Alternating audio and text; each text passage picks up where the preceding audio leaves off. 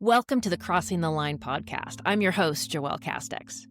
If you caught our last episode, you heard my conversation with journalist Matt Drange. And if you didn't, you want to go back and listen to it when you're done with this. We talked about his groundbreaking investigation into predatory grooming and educator sexual abuse at Rosemead High School in the Los Angeles area.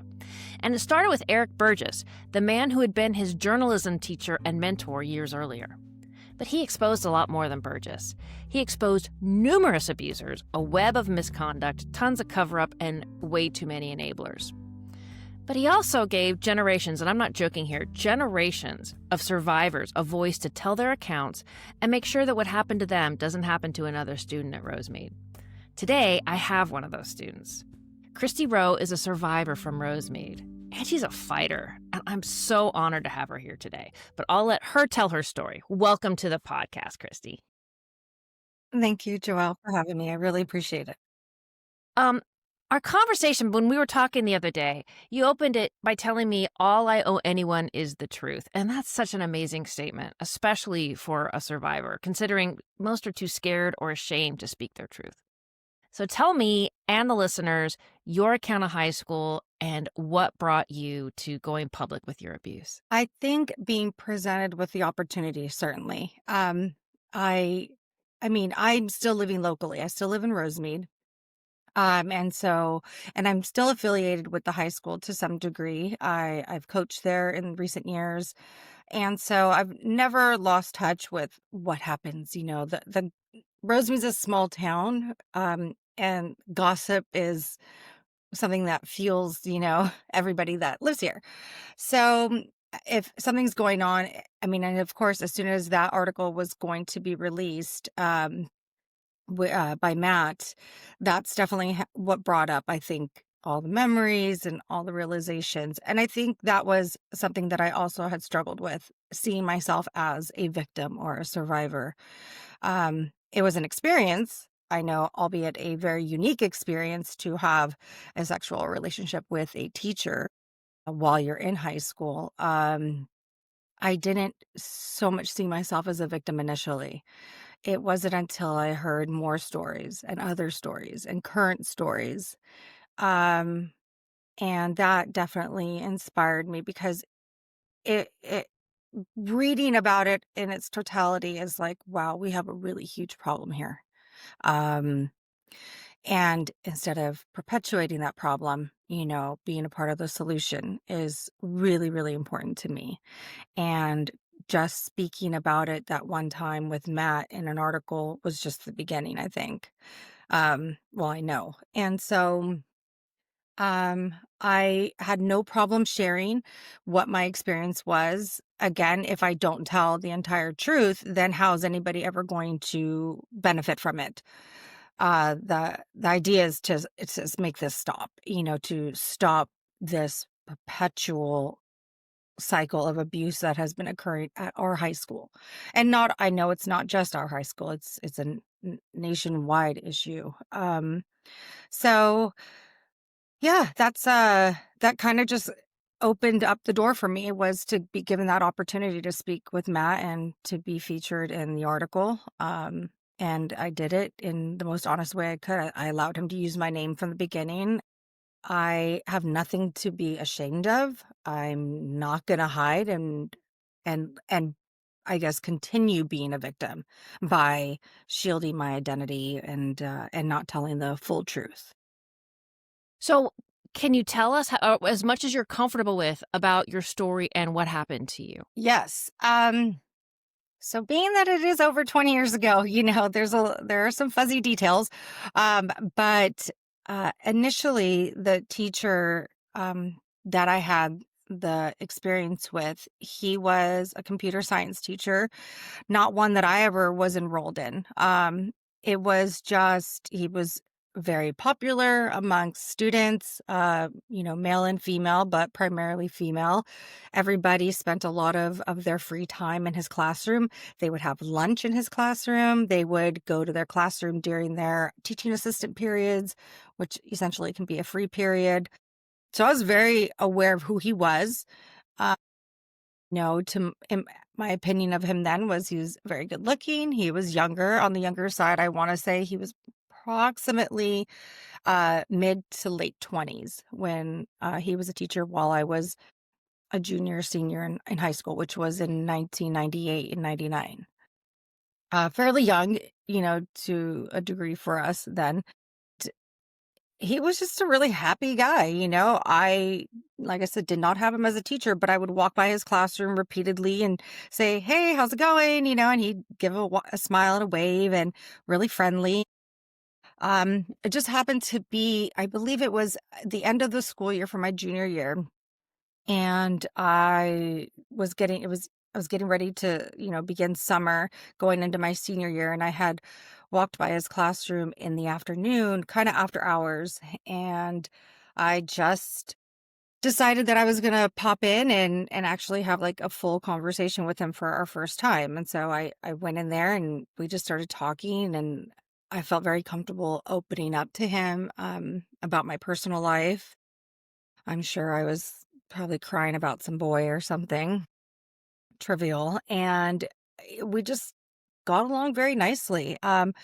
Conversations continued after that. I would stop in to say hi to him, and it was nothing that we ever hid. It was everybody would always stop in and say hi. And, I remember he gave the best hugs, and I just felt very comfortable and safe and supported. And he was very honest too. He didn't treat me like a child. He definitely treated me more as a peer to a degree. Although, I mean, you can tell that he had this air of, I'm your superior in a sense, like There's still I that definitely power have, differential. Yeah. I'm an adult and you're not, and so that was very clear. But I, there were times where we would go to lunch. We would the where he parked was kind of secluded, and so like if it was pretty brazen, now looking back at it, we would be like, "Hey, meet me at the car at 2 o'clock or something," and we would meet at his car and hop in and exit campus really quickly and go have lunch, at a restaurant locally too. I mean, it was it was definitely acceptable for teachers to socialize with students like that. He wasn't the only one. I mean, that's the whole thing. It was almost normalized. Teachers would pile students into their cars and take them out to have pizza. I mean, it could be groups, it could be singular. So although me being seen with him when I wasn't even his student, I didn't have any association with him. I didn't, play as an athlete on one of his teams. So it would be kinda curious, like, why is Kristy with him? Because they have no association really. Um, but either way, we did it, and, there was never an issue of like, oh, if we got caught or we got seen, we would just say, "Oh, we're having lunch." Yeah. That was totally acceptable then. It was he Um, was normalizing it. yes. And again, in hindsight, because once I became a coach at, the high school, I had to go through the same clearance checks and same trainings. The, basically not just to be a coach, but like you have to go hours worth of training on sexual abuse and misconduct and to be a mandated reporter. And so, I mean, there was strict guidelines. Like, you do not put a student in your personal vehicle. Like, you just don't. And even at the time that I was doing it, I was still observing coaches doing it. And I'm like, you know, I mean, I'm known to break rules here and there, but when I'm like signing on to say I'm not going to put a student in my vehicle, like I'm taking that seriously. Yeah. So many of these men did not. It was they really were super brazen about it. And so I imagine those safeguards were in place when I was in high school. I imagine that they went through the same familiar training. So that's one of the other pieces of the puzzle that kind of made me realize what I had experienced was wrong.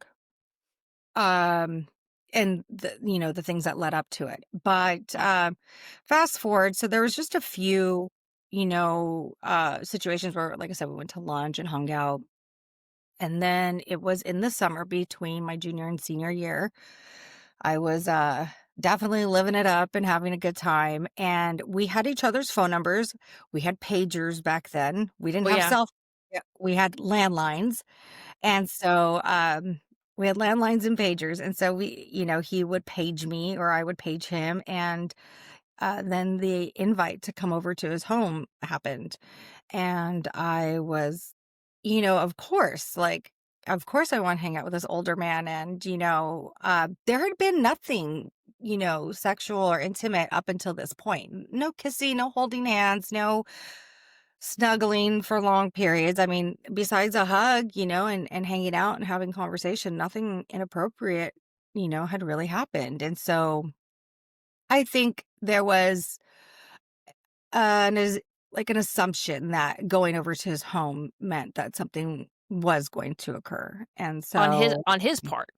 Yeah. yes, yeah. Well, yeah, I think he assumed it and myself as well. I didn't go over there like, "Oh no, we're just gonna sit on the couch." Like I knew something was gonna happen. I mean, this was not my first time having sex or intercourse or any type of sexual. I mean, I had already experienced things like that prior. So, I mean, I know that there was always flirting. I think there was always the little compliments like, "Oh, you're so beautiful," and "Oh, you would never, hook up with somebody like me, like I'm too old for you," or something, but kind of insinuating that's what he wanted. And if I was ever game for it, then, let's go kind of a thing. And so, my accepting his invitation to his home, I knew what that meant. And so when I did get over there, I drove myself. I had my license at that time. And so I did drive myself. He lived, I want to say it had to have been less than 3 miles away from my home. And so it was, he'd get back then, you had to like handwrite directions. There's Or no use your Google Thomas Maps. guide. Yeah. Yeah. Yeah. So, the oh my gosh, I'm aging myself. Yeah, and so, I found his home very easily, and, I walked in, and there I do remember telling him what I liked to drink per se. I mean, I wasn't a drinker, and I really didn't like drinking, but, you kinda had to be cool, and so he asked what I wanted, and I think I picked something that one of my friends had always had, like, it was a Jack Daniel's Down Home Country Punch. They're these little bottles that pretty delicious, and so he had those, and, I remember it was dim in his house. It was evening, but, like, it wasn't like there was a ton of lights on. The TV was on in the living room, and we were just hanging out on the couch, and it was a little awkward. It was almost kinda like we knew what was gonna happen, so when's it gonna happen? And just like any, I guess, awkward first date that you kinda go on, or, that point in your relationship where you take the next step to be intimate.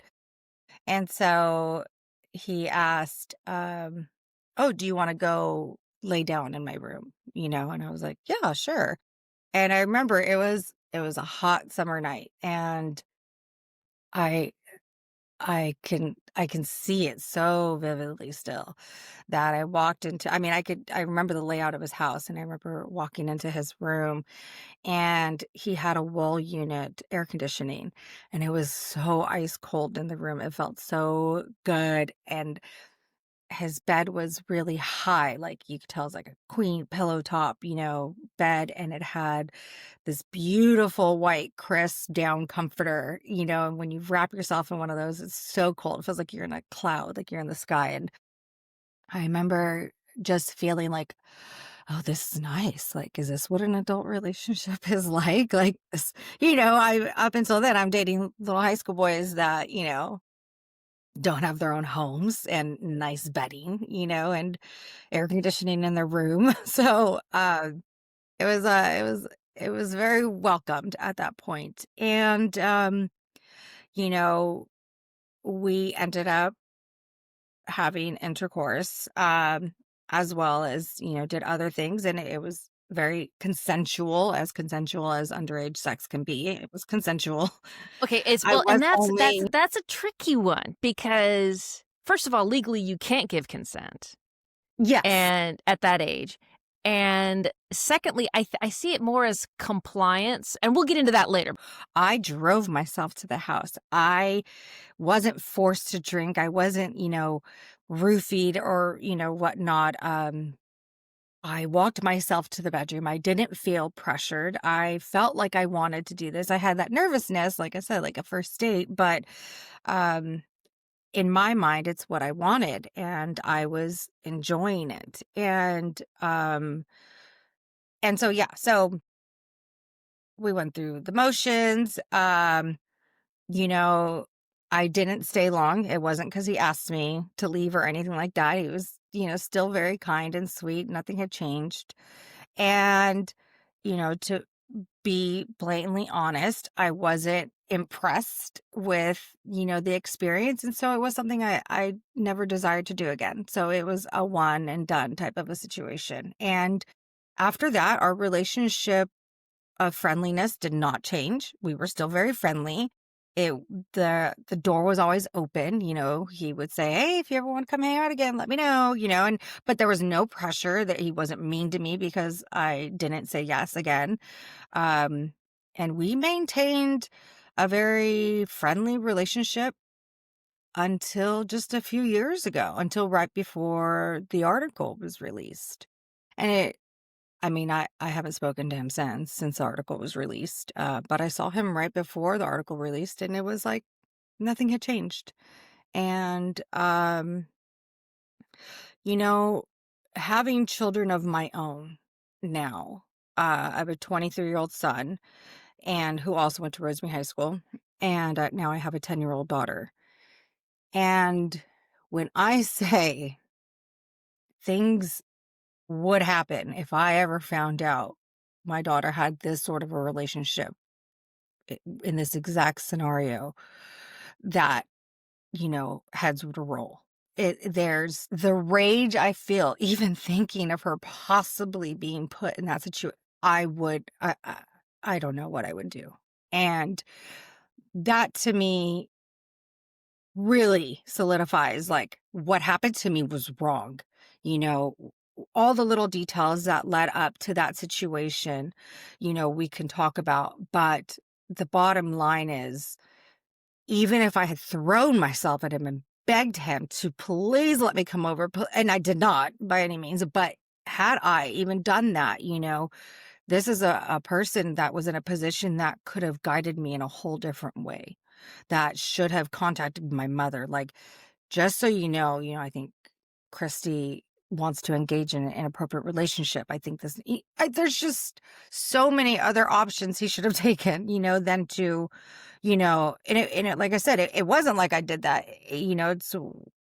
It's one thing, if somebody literally throws themselves at you, but that wasn't the situation. I was groomed.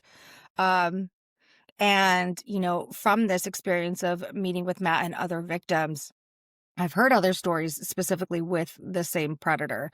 And I didn't even get groomed as much as they did, but they didn't ultimately end up having sex. But still, I wasn't alone there. I know somebody that he took to go get their belly button pierced or their tongue pierced, something like that, like without the parents' consent. Or he would pick them up from school and take them to school. Like he would pick them up on their way and or give them rides home. And I'm consistently, and I'm just like, oh, wow. Like you really had a lot of, it just it came to light that this was part of their life. Like this was their extracurricular activity, instead of hanging out with his own peers and his own, adult friends.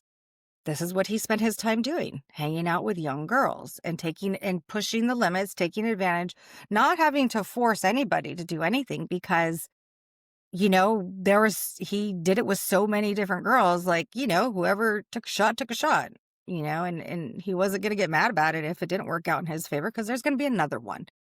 And the fact that as teachers, they get a new fresh batch every single year. And that to me is like mind blowing.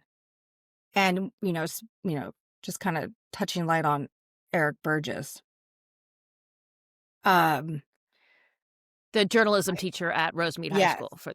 I'm very familiar with him. And And I saw those batches come in, and it was the same type of girl every single time. And yeah, I think the name of the article is just exactly what it is. It was a predator's playground. It really is, and it needs to stop. And that's what I'm hoping me sharing my story is going to do. And I hope more girls share their stories so that the district cannot deny what's occurring here. Well, and your story is very powerful. First of all, because of your sheer honesty. Because, when I came forward with my abuse, my parents said you weren't abused. You drove over there, so you weren't abused. And so I know we're not the only girls that this happened to. And I want to touch on the grooming aspect of it. So can you rewind and tell the listeners what your home life was and stuff like that leading up to the abuse? Okay. Well, I probably wouldn't have ever, gone to this man for any type of, advice or counseling or support or mentoring, if I had a father in my home. I did not. My biological father disappeared on my ninth birthday. I'll never forget, I received a birthday card on my ninth birthday, and it said, Happy birthday. You will never see me ever again because I don't want to pay child support and your mother won't let me see you otherwise. And that was it. And he disappeared. Yeah. So he disappeared. And then I did shortly after that get a stepfather that to me was amazing. I became daddy's little girl with him. And it took a bit. I wasn't nice at first, but then we had a nice bond and everything was going great until right before my freshman year in high school. Um, I had noticed some changes in him and he wasn't working and I didn't know what was happening. And then I discovered that he was I guess hooked on drugs. Specifically, I believe it was meth. And I discovered it. My sister and I confronted our mother with it. She then confronted him with it. I think she had known, but she tried to turn a blind eye, but she couldn't now because now we were aware of it. And basically it came to a head, one argument between him and I said, "You need to leave." I think I had just turned 14. It was around that summer. And I was like, you need to leave. You don't need to be here. You're not working. You're not doing anything. That was really hard because it was just, there's a huge shift in like maturity and power. Like he was not working. He was just doing nothing. And then And knowing that he was you on had to be drugs. the adult. Yeah. And I was like, you need to go, and that's it. And I was shocked. He actually left and there was no fight at all. He packed and left. And that was that. So that was right that summer leading into my freshman year. So basically my entire freshman career, I had no father figure. Um, and so, yeah, so I kind of, definitely put myself in situations where I was always seeking that male, mentoring and, just a father figure. I mean, it would come either from a boyfriend or a teacher or, whomever. And so, this teacher was one of those. And so and my mother, being a single mother of two teenagers, was working full time. She would leave at 7 a.m. before we even started school. And then she'd return after 10 or 11 p.m. after working 2 to 3 jobs. So I had all the freedom in the world. And it didn't help that I lived directly across the street from the high school. So I had access. I mean, that was my playground, to say poorly, but I spent so much time on campus. I was always on campus. So it made it very easy. I was a very easy target in that sense, like I was looking for it and he was willing to provide it. And so that's what I got out of it. And like I said, the friendship, inappropriate or not, it was for a little bit prior to us having sex, and then it lasted years after we ever had sex. And so, in my mind, it was kind of like it was still okay. All those years later, I would still go back and visit him, and if I was on campus, I would say hi. And so it was continuing that ruse of what we did was totally fine. And he wants it that way because what he did was illegal, and he didn't want you coming forward, so he had to make it as normalized as possible. Mhm. Yeah, and there was no hiding it. Like I said, like, other teachers saw these interactions between female students, like I said, girls would go to his classroom all throughout the day and they'd have to tell their teacher like, "Oh, I'm going to this person's classroom. Can I have a pass to room 52?" And they would write the pass. So the teachers knew where these girls were going, and even then they didn't stop it. I mean, and I know that there were suspicions and nobody did anything about it.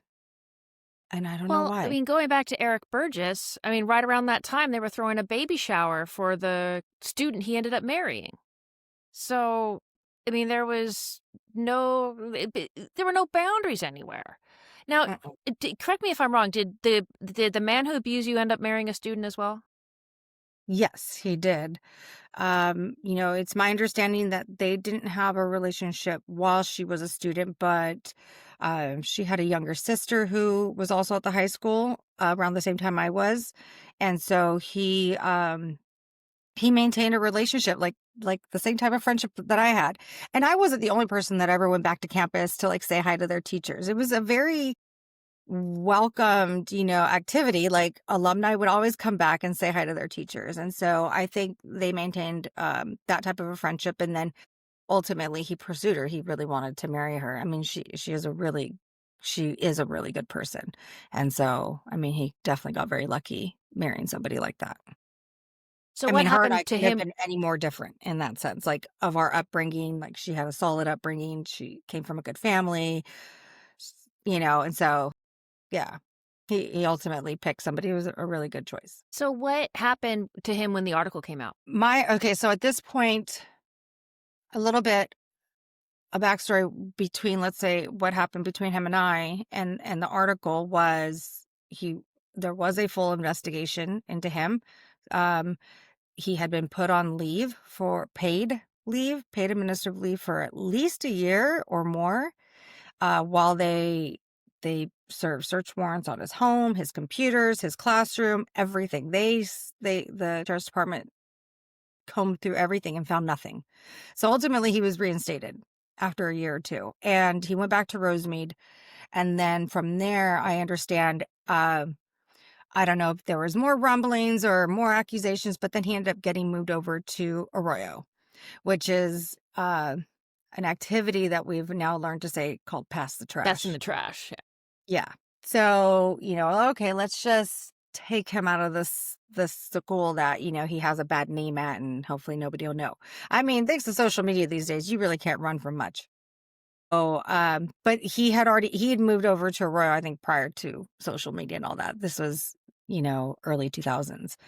Uh, so then he was there, I believe, all the way up until when the article was released. And then my understanding, he's resigned and now pursues a whole different career. He's not teaching. And I think even after Aurora, I think he jumped over to, I had heard like another school district, maybe Mountain View School District, um, or Baldwin Park School District, something like that. And so, but ultimately, he's no longer teaching, from what I understand. But there have been no criminal repercussions or No, anything like that. No. Just a year never. off of work with pay while they investigated Yeah. him. Yeah. Same thing as Burgess, basically. So I want to go back to the grooming aspect because I think this is very important in your story and in my story and in a lot of girls, in that they are looking for mentorship. They are looking for an adult figure in their lives. They're looking for counseling. They're looking for guidance. And when you're a 15, 16-year-old girl, you don't really know how to say that exactly. And it's up to the adults to be able to put those boundaries on and say, hey, it sounds like you really need help with this. Let's sit and talk with it. Or let's get you to the school counselor or whatever. And when you said, he should have gone to my mother. I mean, if you had thrown yourself at him, he should have reported it. And then you could have gotten help, but you didn't throw yourself at him. But he had so many opportunities to do the right thing. And every time he did the wrong thing and made it look in a way that it was, it was consensual. It was compliant. You complied, and you comply with a lot of things, but legally there was no consent. Um, as far as your maturity, there wasn't consent, and you had been forced into this adult position. I mean, the story about your dad, I mean, that broke my heart. And then your stepdad, and you had to assume that parenting role. And so you were put in this horrible position where every step of the way, he could have been a superhero for you. He could have been a Mm-hmm. freaking superhero. But instead, he saw an easy target because he probably knew that you had had sex before, because we all know how the rumor mill works. I mean, in Yeah. my high school, we always knew which girls were, easy, which didn't mean they were easy. It just meant that, most of them were victims of childhood sexual abuse before and couldn't, didn't have an understanding of boundaries. So, I mean, you coming forward and talking about the very intricate and complicated details of your abuse is so powerful, because women have been silenced for so long when it comes to this. And I just want to say how proud I am of you for speaking your truth and just coming forward with it and saying, this is how it is. And I know it's this way for other women who need to come forward. Yeah, definitely. I mean, I think the key word is not women, is girls. I was a girl.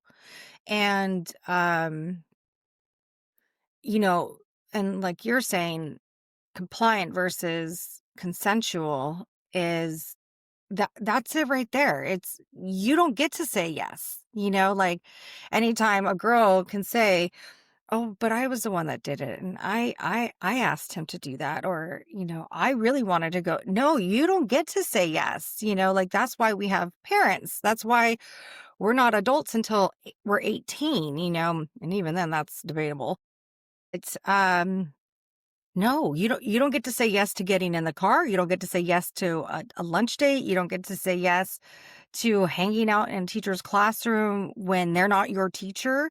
Like, you don't get to say yes to all of those things, and the fact that we're able to get away with all of those things under this umbrella that is, full of educators and teachers and counselors and administrators. Like, how? Like, there has to be accountability somewhere. Like, somebody knew, and I mean, not even, he wasn't alone. He had his buddy, best friend, was right next door in the same class, in the classroom right next door to him. And, they used to talk about this stuff all the time, and he also had accusations of having inappropriate relationships. So like, he had a bestie at school that was doing the same stuff. And so there has to be definitely more accountability. And I definitely want these girls to understand that you don't have the right to say yes and no. So don't take all of that responsibility off of you, because it's not you.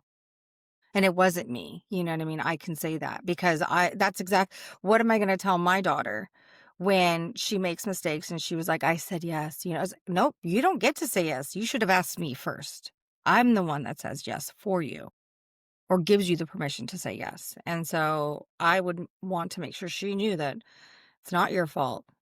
And, yeah. And unfortunately there are so many victims that are scared to tell their truth. And so, Well, I like to use this analogy. It's and I use it a lot when my son was little. He's 19 now, but it doesn't apply. But like, if he walked into a gun store when he was 7 and said, "I want a gun," they wouldn't sell it to him. When he was 16 and said, "I want a tattoo," they wouldn't give it to him, because he's not allowed to consent to those kinds of things. And and everyone's so adamant, "Oh, well, yeah, they can't have a tattoo." It's like, well, they also can't consent to sex.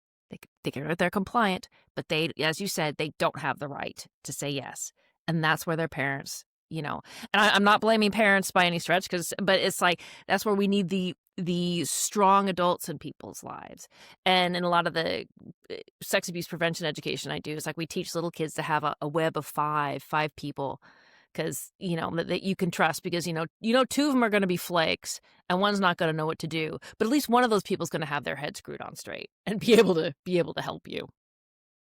Yeah. So I want to go back to the atmosphere at Rosemead High School. So he had his little bestie who was also, alleged. There was Eric Predator. Burgess, who was working at the time. There were, Eric Burgess married one of his students, and they had a baby shower for this student. The teachers did. Which still grosses me out. What other things did you see when you were there? And then even when you went back to Rosemead to coach, I mean, were there things that you saw that made you go, oh my God, this is terrible? Yes. I mean, we could talk for hours. I've got stories. Great. That's what we're here for. Okay. I can go back to another teacher that I had. And it's tough to point this out because I adored him. I really did adore him. And when I had first had him as a teacher, the information had already been shared that he had married a former student. So now now we're up to 3 that we know of. Yeah. Oh, yeah. You're gonna use more than one hand, that's sure. So, I had already known that he had married a former student. Okay, so all right. I mean, this was a very much older gentleman. He must have been born in, let's say, mid to late 40s. So I don't know how old that would be, but yeah, he had to have been Ancient at when least you're in high school. 60 when I was in high school. Yeah. I was so old. Yeah, he must have been around 60 when I was in high school. Like I said, I adored him. He was a great guy. He had been there his entire career, essentially. I think he graduated from Rosemead, became a teacher at Rosemead, left to serve in Vietnam, and then he came back to teach again at Rosemead once he finished serving in the military. So he'd been there for a long time as a teacher. I believe my mother had him. So yeah, that just tells you. So then, I had him my sophomore year, and then it was, I believe, my senior year, I had him again. But what had happened was his wife had decided to divorce him right before he returned back to school. So he was totally depressed his entire time that he was, like, basically he didn't teach us that whole year. He was so depressed. So yeah, so that had occurred. So I knew of him. Who else? Another very respected, he was the band leader for the longest time. He actually married one of his former band students. She was, I believe, in drill team or flags, which he supervised. Again, he was a very much older man, and his wife, they had been married. I mean, so same as like the other teacher I just told you about. They were married for like 20, 30 years, at least when I was in high school by then. And same thing, he had gone on to have a very long marriage until his death. 3 adult children, 2 of which are also teachers. So I mean, they had legitimate relationships with these students after high school. But yeah, how did that start? Where was the grooming? And that's Yeah. in a later episode we're going to talk with Cindy Lamb, which talks about the importance of grooming. What were they doing when these kids were students that made it so easy to marry them right after? And you hit on something else too, that one of the teachers had taught your mother, and that goes back to what Matt was saying, that there are generations of students at Rosemead High who the mother was abused and the daughter was abused, and it just kept going and going and going. So we're looking at, a 40, 50-year history of people turning a blind eye at this school, and, predators who ended up there like, wow, this is great. I'm gonna have my whole career here. Whereas people who are like, I don't like the boundaries, they go. And you want a school that's the other way around. You want a school where the predators go, I don't like it here. It's very uncomfortable. And they made it exactly opposite. Yes. It was, yeah. So it's been a predator's playground for many, many generations. But yeah, and then coincidentally, so my son had started high school as well. He graduated 2020. So that means, and I believe he started in 2016. 2015. while he was there, I had put him in cross country. And my first immediate my son has special needs. He has autism. And so I have to be a very hands-on parent. I've been a stay-at-home mom his entire life. And so I have to meet the coach. I have to sign him up. I have to get all the instructions. What does he need? Where do we go? All the communication goes through me. It doesn't, like normal kids in a sense, like the coach says, all right, we practice Monday through Wednesday, be here, da, da, da. And then the kid tells their parent. And it's different. The coach has to communicate with me. Immediately, I was met with resistance and basically ignored by this coach. And I was not happy about this. And so I actually enlisted the principal or the athletic director. I was like, this guy is not responding to my calls, my emails. I need to know, when does the season start? Like, where does my son have to be? What do I need to do? And they kind of didn't act like anything really bad was happening. They're like, oh, it's probably misunderstanding, he just didn't know. Well, from the beginning, the guy rubbed me the wrong way, and I didn't care for him whatsoever. But again, like, I'm at every practice because my son has communication issues, and he has a 1-to-1 as well. So if I'm not there, his 1-to-1's there. And I'd actually gotten the district to assign a 1-to-1, not just for school hours, but for practice hours as well. This 1-to-1 was with him the whole time, which was amazing. But I still would oversee the 1-to-1. Like, I just, being a victim makes you very on high alert. Yeah. So, And especially he with a is child that so can't vulnerable, just communicate. like you were vulnerable. Oh, majorly and vulnerable. And so I would always be present, and I just noticed my presence wasn't welcome. And I tried to be respectful. Like, I mean, not everyone's as friendly as I am. And we went as far as having like meetings in the principal's office with this coach. And this guy like had the audacity to like sit back in his chair and not take this meeting serious, and was like, well, she wants me to be a cheerleader for this kid. That's not who I am. And I'm just like, no, I just don't want you to be rude. Like, communicate with me. Like, it's not hard. I need to know what's happening with my child. And the principal was just kind of like, his behavior had been excused by multiple people, multiple administrators. And, I hate to throw people under the bus, but, yeah, a lot of people, I mean, one person even says, we think he actually might be on the spectrum. And I was like, that's not an excuse to behave like this. He's a coach. He has, 100 children under his supervision. He needs to communicate with parents. Like, I don't care what his issues are, like, I know, like, his behavior is unacceptable and I'm not okay with it. So I didn't let up, and I actually started to coach my son. Like, I got permission from administration to be hands-on with my son because he was not willing to give my son that attention. And so I was like, that's fine. Fine. I don't want my son to take away from anybody else. I'll coach him myself. I was a runner as well. So that's what I did. Let's just go fast forward.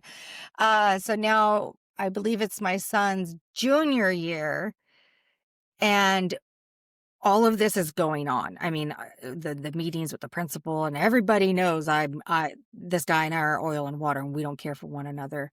The kids knew, everybody knew. Well, the next thing I found out was that he was arrested on campus and hauled off by Temple City Sheriff's Department. I was like, whoa, what happened? And there was the accusation that he had a relationship with a student, a current student. And I was like, what? I was like, I knew this guy was going to dig his own hole one day. I didn't know it was going You to were be in to the that way. extent. Yeah. I just knew something was wrong with him. There was just something not right with him. Obviously, I didn't see anything. Like, I didn't see him inappropriate with a female. I mean, he was such an unlikable person. I was like, it blew my mind. I mean, but immediately people had thought he had an inappropriate relationship with my son. And that's why I was so involved in having these meetings. And I was like, oh, no, no, no, no, no. Like, no, my son has nothing to do with this. But yeah, it turned out that basically he had a relationship with one student. Then he cheated on her or broke up with her to get with another student. And the first student found out about that. So then she went and reported him to the sheriff's department because she was scorned. And yeah, it all came crumbling down for him. I will say that I went to his arraignment because I wanted him to see me. I wanted him to see, like, I knew something was wrong with you. I didn't know it was that bad, and I was the only one there, as well as his mother, his sister, and the girl he was currently in the relationship with, the student. And again, I want to reiterate, this isn't a consensual relationship. We just don't have the language to say what this horrible thing is. We got to figure out what language to use to describe it. And you said something else that, so the first, and she probably doesn't even know she's a survivor yet. I don't even know if they're still together. They stayed together for quite a while. I mean, he served his time and then was put into a halfway house. So he's already out now. He's a registered sex offender and can't teach or do anything like that anymore. Yeah, so that first girl who went and reported to the sheriff's department, and you said, yes, she was scorned. And as so bringing back to a little bit of my own story, when I went to the university where the guy who abused me taught, and I brought all these documents that said, he abused me and other girls, and the president of the university, now this is 2004, I think I went there, and the abuse had happened in the 80s. I'm older than you are. And he said, well, Joelle, you're really just a bitter ex-girlfriend who's upset that my teacher boyfriend broke up with me. I'm like, I was 15, 16, 17. This is a non-consensual relationship. I was groomed. This is illegal. But that was the opinion. It's still the opinion of that university. Hopefully the girl who reported and then the girl in the second one have come to some kind of understanding and healing that what happened to them was wrong. And hopefully, they're coming to terms with that. That's gnarly. That is rough. Yeah. Yes. Evil. Ugh, evil. Yeah. So no, I mean, there's more and more stories. There's so many more, but yeah. So I mean, and this is all just, again, these are all recent stories. I mean, everything, with Eric Burgess leaving, there are still other allegations against current teachers that are on campus. Now, are you still working on campus, coaching and stuff like that? No, I stopped coaching just about around 2 years ago. So no, I'm not coaching currently. I do want to return. I do have plans to return to some degree. Really? Even after all this? Yes. Oh, definitely. I'm just starting in a sense. I learned how to be an advocate for my son early on. And so having a child with special needs, I've learned what the difference is of a present parent and a non-present parent. And again, I understand what a non-present parent is because that's what I had. My mother worked to support her children, and that is very noble, but there is a big difference for children that have a present parent and don't have one.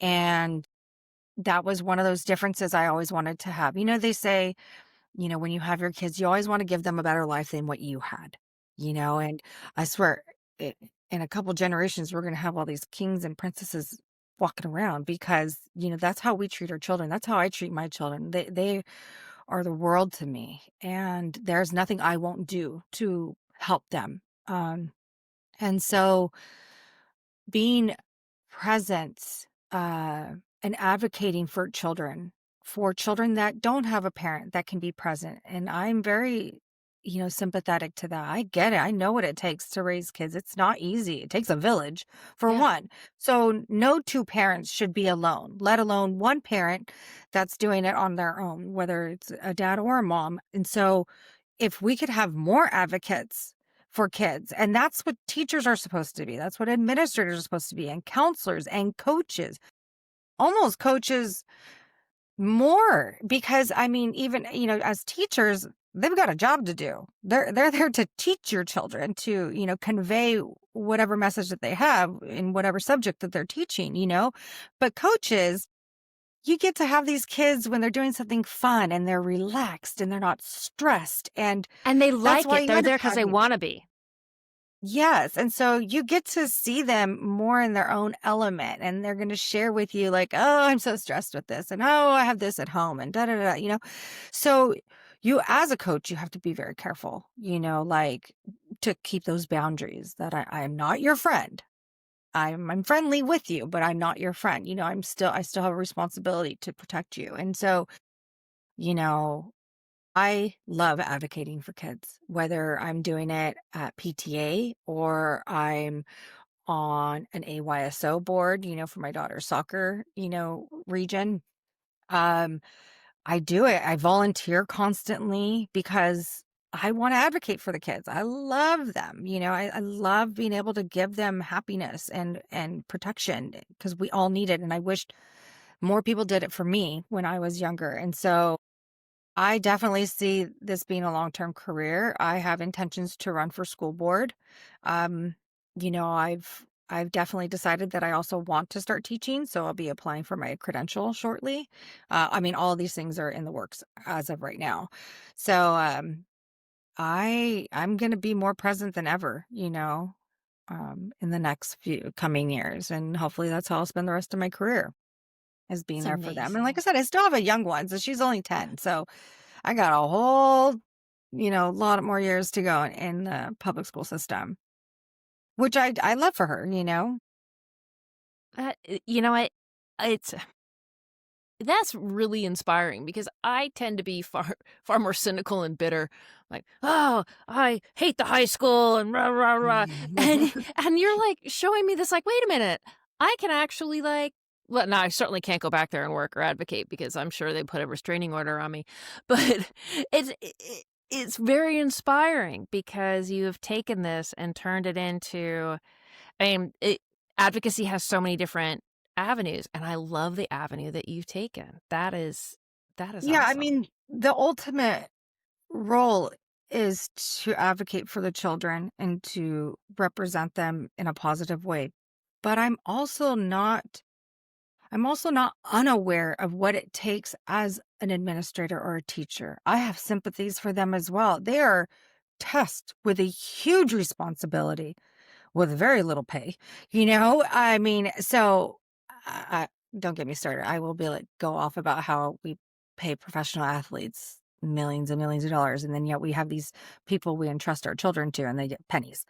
So in comparison, but I'm very sympathetic to them as well. Like, I get it. And I want to bridge that. I want to be a part of that bridge. To, I don't want advocates to be looked at as like, the enemy of administrators, and this kind of leads into that bill that you and I had briefly discussed, that Senator Sasha Perez had put forth, in order to protect children. While the goal is to protect children, it's not meant to go against teachers and to spite them. It's, if you, as an educator or administrator, if you're doing your job, you're upholding your ethics and, you're mandating reporting, then you'll have no problem with this bill. And that's ultimately why they agreed to it. I mean, the teachers union was were one of the opponents of it at first, until there were some revisions made. And I understand that they have to protect themselves too. But ultimately, if we all have the same goal, that's why they're there. I mean, I know a teacher's not there because it's fun. It's Yeah. hard work. And so they obviously too want to be advocates for kids, and it takes a village, it takes a team. We're not supposed to be against one another. And so, And I mean, that's, so the bill you're talking about, this is California's SB 848, correct? Yeah. yes. And what this bill does, among other things, is it requires teachers coming into districts to list every single district where they've ever worked. And then they can do thorough checks, because, I mean, it could have been easy to say, well, I'll just skip that district where I had the allegations against me, and I'll skip the school where the principal quietly asked me to leave. But, so it puts it all down, and they've already started putting it in place, because when I applied to substitute, because I'm kind of like semi-retired. I had some spare time and go back to teaching. And I had to list the districts I taught. I'm like, God, that was like 30 years ago. Yeah. I'm so old. Oops, I forgot about that one. Yeah. Yeah. It's like, okay, 30 years ago. Okay. I think, okay, I taught. And then it's like, well, I'm not sure I taught in that one, but I'll put it down anyway, just in case, But I think it's a great first step. And it's important, because keeping the goal, and this is something that is to make it as difficult as possible for a predator to work at your school. They want to go to the easy schools. And if they go, oh crap, in California, I have to list all those districts, forget it. I'm moving to, Nevada. name a state that doesn't have those requirements.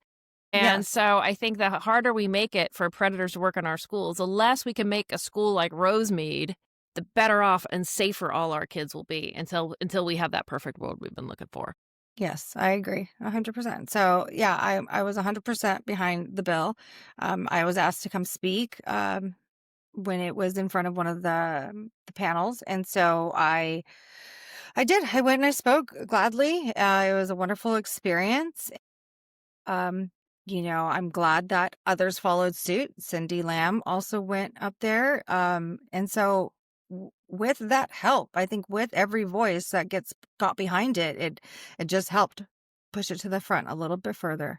And so, yeah, Senator Perez is amazing, and I am so grateful that she did that and put her name on it and rode it all the way home. So I think it's just a start. There's tons more to change.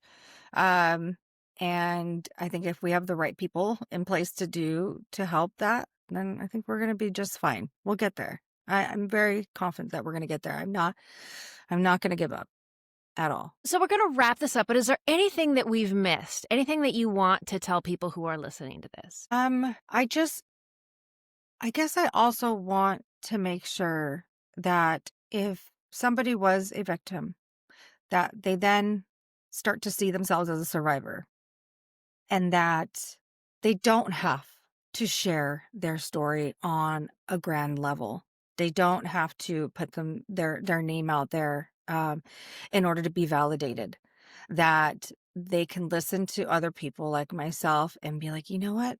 That's okay. I'm going to validate myself that I'm a survivor, and that I can do whatever it is that's within my means and power to make sure this doesn't happen to somebody else. But that I really hope that women, or even young men that have experienced this, that they don't ignore themselves, and that they get whatever help that they need, whether it's talking to a spouse or even their parent. Or a therapist. Oh, I love therapy. So I'm a huge proponent of that. But that they too can come out of this and find some sort of positive aspect, knowing that they're going to protect another child from it, or that they'll make sure that they keep themselves safe for the rest of their lives. Kristy, thank you so much for coming on the podcast. I can't thank you enough. This has been such an important and interesting discussion, because I think we're just scratching the surface of what we all need to talk about when it comes to educator sexual misconduct, because it is so complicated and nuanced in so many cases, and your truth and your voice are such an important part of helping other survivors come forward and keeping students safe from abuse. So thank you so much. Thank you so much. Yeah, I definitely would love to do more work like this and reach youth. I think that's also why, I want to get involved with the high schools. I want to reach children. We have to start there. It's important that we obviously properly train administrators and teachers and coaches, but these kids need to hear it from us as well, from survivors as well, that, okay, I'm seeing myself in this situation. I need to get myself out of this situation, and give them the proper tools. So, but I'm happy to come back anytime. Awesome. So I want to listening to the Crossing the Line podcast. You can find us on Apple Podcast, YouTube, and anywhere that you download your digital content. Feel free to leave us a 5-star review, especially on Apple Podcasts. That allows other people to find us. And thank you again on behalf of NC Sesame. And I'm Joelle Casteix, your host, and this was the Crossing the Line podcast.